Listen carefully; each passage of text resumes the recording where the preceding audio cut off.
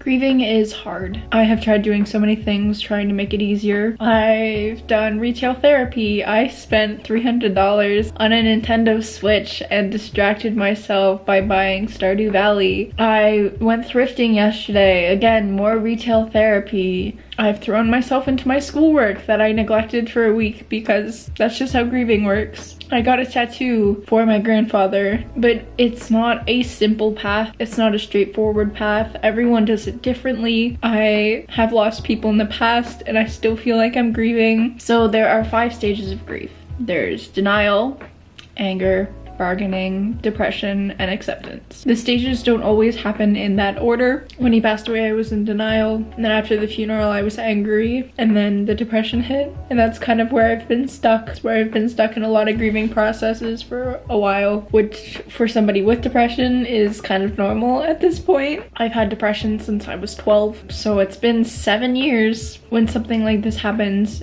it feels like it sets me back like it would a normal person, but with already having mental health issues, it puts me back quite a bit. The best thing to do, although it might be hard, is to surround yourself with family. If you can't tell, I've been back to school. I had to go back to school for my education. I have 3 weeks left of my first year of college, but I literally FaceTime my parents at least once a day, most of the time twice a day. I go over to my friends all the time.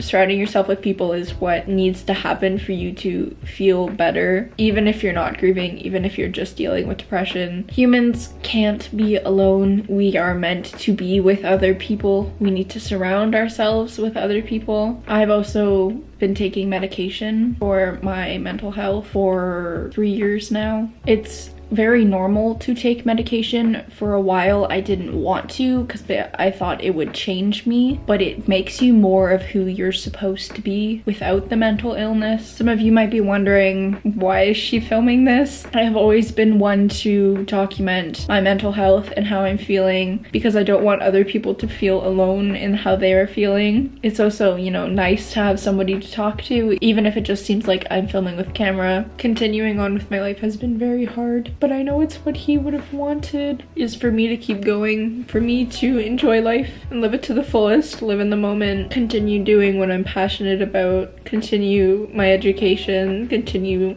doing what I love, which is making videos. He was one of the biggest supporters for my YouTube channel, but I know he's still watching even though he's not here anymore. It is a process to grieve and to feel emotions, but that is part of being human and it's just something we have to deal with. Some people feel emotions very little. I, for one, feel them a lot, so that's just something I've had to live with in my life. It can be a curse, but it can also be a blessing to love someone so deeply. Like I said, grieving is a process. All of life is a process, but it's just something that you have to do, and you can either do it to survive or you can do it to live fully. And I know he would have wanted me to live with passion, so that's what I'm gonna do. Thanks for watching. Follow along for the rest of this journey, and I'll see you next week.